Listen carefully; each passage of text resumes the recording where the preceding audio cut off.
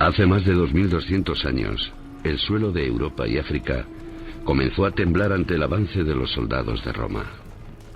Las legiones republicanas, sedientas de extender un territorio demasiado angosto para tanta ambición, conquistaron gran parte de los territorios que rodeaban el mar Mediterráneo, llegando al norte de Europa, África y Asia.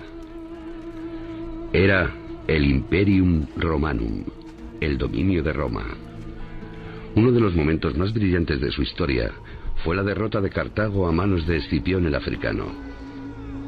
Encabezadas por uno de los mejores generales que ha dado la historia, las legiones romanas alcanzaron el norte de África, derrotando a Aníbal, el todopoderoso general y estadista cartaginés, que antes había llegado con sus elefantes hasta los límites de la ciudad de Roma. Las legiones siguieron su camino en pro de una expansión hoy todavía no superada. Vencido Aníbal, ya nada podía detener la fuerza de los pies de Roma.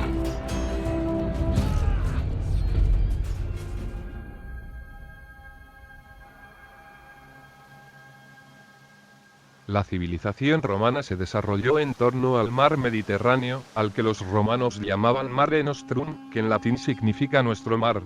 Lo llamaban así porque los romanos dominaron en los 3 continentes que baña el mar Mediterráneo: Europa, África y Asia.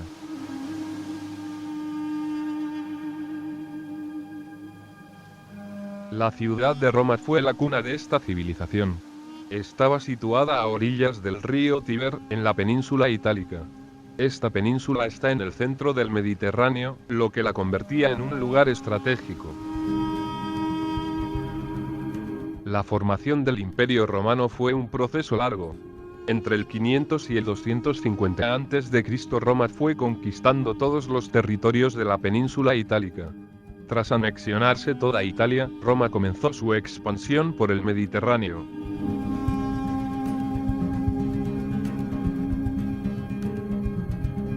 En los siglos I y II el imperio adquirió su máxima extensión, desde las islas británicas al norte hasta el desierto del Sahara al sur, y desde Mesopotamia al este hasta Hispania al oeste. En este enorme territorio se mezclaron pueblos muy diferentes, pero todos fueron sometidos a la autoridad romana.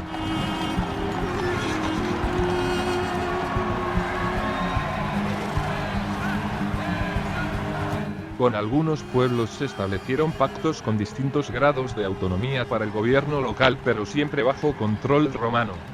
Los pueblos que intentaron resistirse a los romanos recibieron un duro castigo. Sus habitantes fueron considerados prisioneros de guerra y, por tanto, convertidos en esclavos.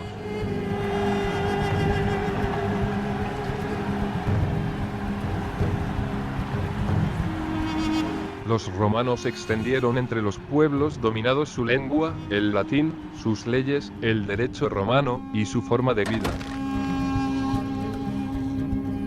El Imperio Romano fue dividido en provincias para facilitar el gobierno y la explotación de los recursos. Cada provincia estaba bajo la autoridad de un gobernador y tenía que pagar impuestos a Roma.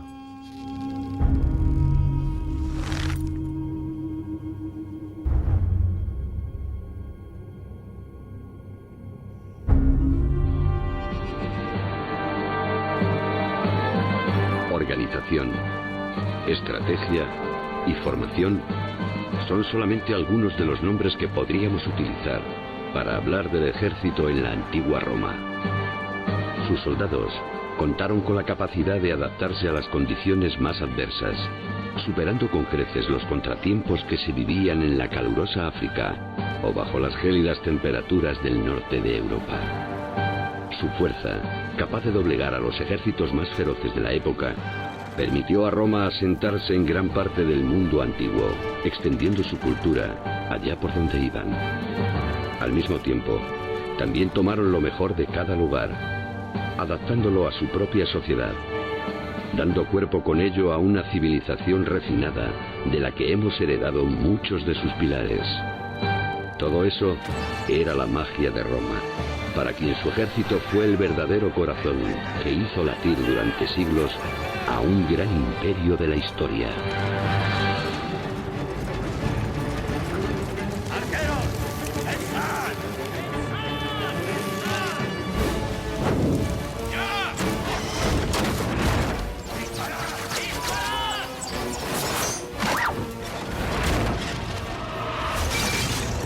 digamos que el ejército romano, al contrario de lo que la gente suele pensar, va evolucionando, ¿no? De tal forma que las legiones, tal y como las conocemos más, digamos, por la visión de las películas, grandes películas de Hollywood, procederían de las reformas que haría Cayo Mario, que a lo mejor mucha gente no lo conoce así, pero si dices que es el tío de Julio César, esto ya parece que se le identifica mejor. Esto sería a principios del siglo I antes de Cristo. Cayo Mario hará una gran reforma de las legiones de la República. En parte era un reflejo de la sociedad, y en parte hay que tener en cuenta que a lo largo del desarrollo de la civilización romana, el ejército cada vez cobra mayor fuerza. Es decir, en la época republicana, en la época temprana de la monarquía, está subyugado el ejército al rey. Después está siempre sometido a la autoridad durante la República del Senado y de los cónsules. Pero durante la época imperial, cada vez el ejército influye e incide más en los hechos políticos o sociales de la historia de Roma. Es decir, que llega un momento donde el hecho de controlar las legiones era clave, absolutamente clave, para controlar la política y el poder en Roma. ¡Roma Victory! ¡Adelante!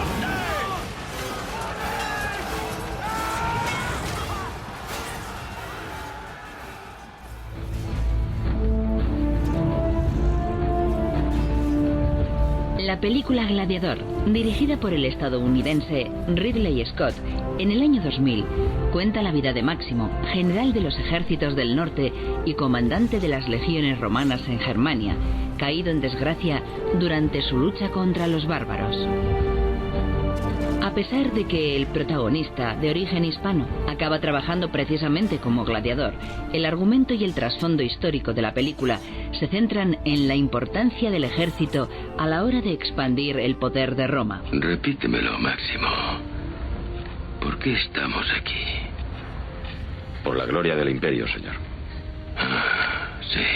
¿Ves ese mapa, Máximo? Ese es el mundo que he creado. Durante 25 años he conquistado, he hecho verter sangre, he ampliado el imperio. Desde que me convertí en César he conocido 4 años sin guerra, 4 años de paz entre 20. ¿Y para qué? 5.000 de mis hombres están en el frío barro. 3.000 aún sangran por sus heridas. 2.000 jamás abandonarán ya este lugar. No quiero creer que lucharon y murieron por nada. ¿Y qué quieres creer, Máximo? Que han luchado por ti y por Roma. Toda la trama se desarrolla en el siglo II de nuestra era, bajo el emperador Lucio Aurelio Cómodo Antonino.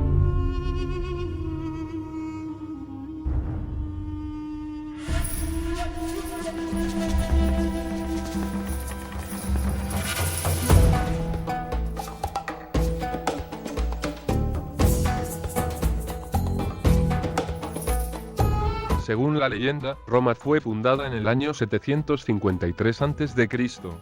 En esa época vivían en Italia numerosos pueblos.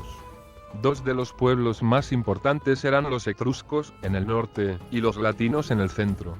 Los latinos levantaron varios poblados en una zona conocida como las 7 Colinas, de cuya unión surgió la ciudad de Roma.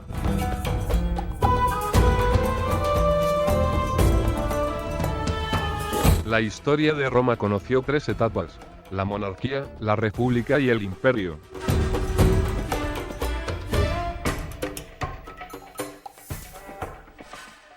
Monarquía. 753-509 a.C.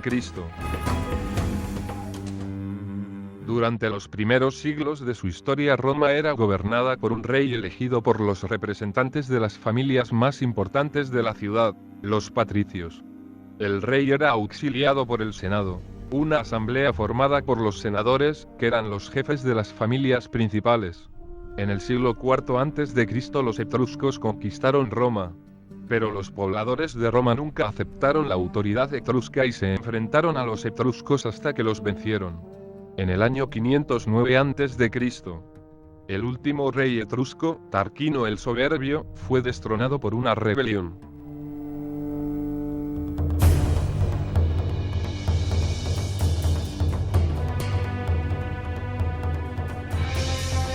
La República. 509-27 a.C.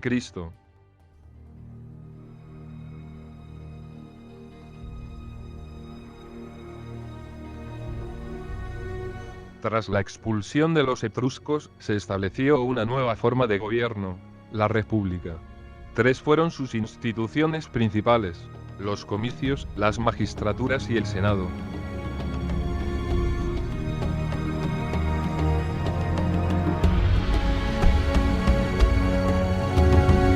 Los comicios eran asambleas en las que se reunían los ciudadanos romanos para votar las leyes y elegir a los magistrados. Las magistraturas eran los distintos cargos del gobierno. Los magistrados eran elegidos por un año. Los magistrados más importantes eran los 2 cónsules, que dirigían el gobierno y el ejército.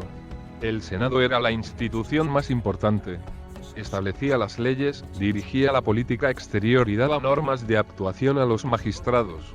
Sus decisiones eran acatadas sin discusión.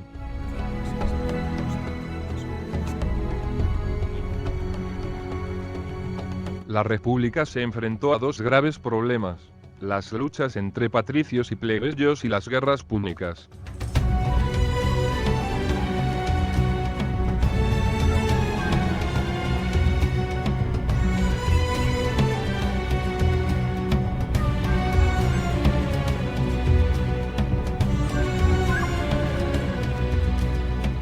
Patricios y plebeyos.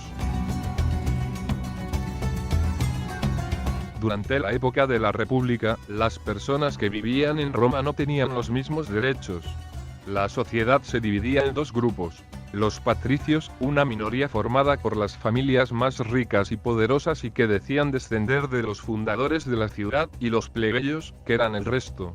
En un principio, solo los patricios tenían todos los derechos políticos, como ser magistrado y formar parte del Senado.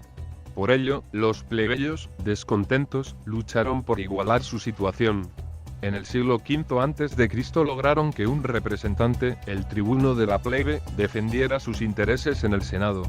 Así, las diferencias entre patricios y plebeyos fueron desapareciendo.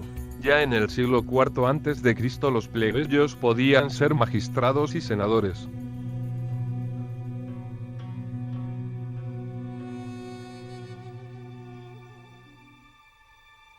Las guerras púnicas.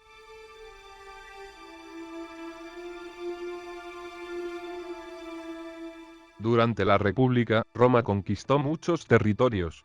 La conquista del sur de Italia hizo que los intereses de Roma entraran en conflicto con los de Cartago, una potencia del norte de África, en el territorio del actual Túnez.